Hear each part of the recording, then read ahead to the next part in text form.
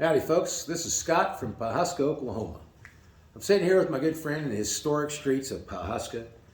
We're sitting here in front of some unique artifacts. This here is John Bethel, local Pawhuska man and Osage County resident. He's an adventurer, quite the man here. He's got some unique pieces from his family's history. We're going to take a few moments to talk about a couple of those, and I'll let John give a little bit more formal introduction on that. Hello, I'm John Bethel. These artifacts have been passed down to me through my family, through my mother and father, from his mother and father. We'd like to start out with this buffalo skull. This buffalo skull was found outside of, would be west of 4 Acre, Oklahoma, on what is called Dugout Creek.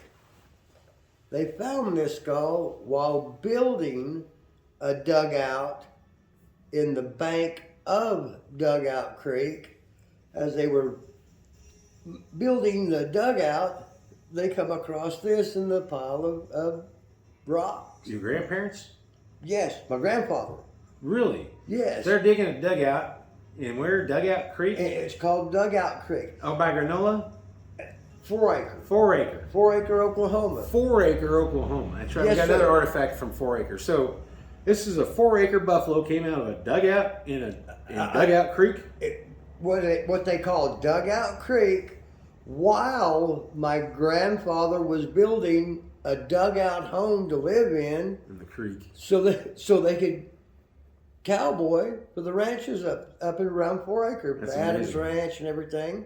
That's a beauty. Oh, it is. It's like calcified too. It's pretty wild. Yes, there's no, and is what grandfather always told me is that, the Native Americans would taken into stampeding the buffalo off of a cliff or the bank and crippling them up.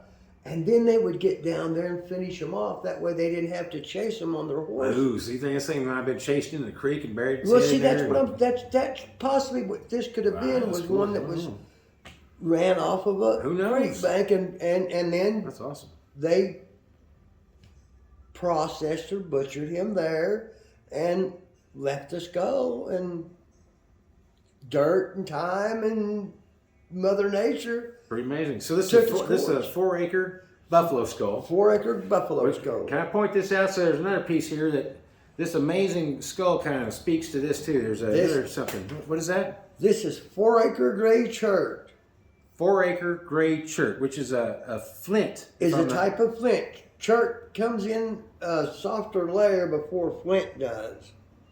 And because of the speckles in it and everything, they call it 4 Acre Gray Chert. Can I show it? That is a multi-purpose tool. Yeah, so he found this multi-purpose tool. What's the story? This is a piece of 4 acre flint that is a tool that was found. And I found this myself. Personally, myself, I found this. And I thought scraper, I thought this, I thought several things. Pretty neat. And then that's what I was told was it was a multi-purpose tool. And where did you find that?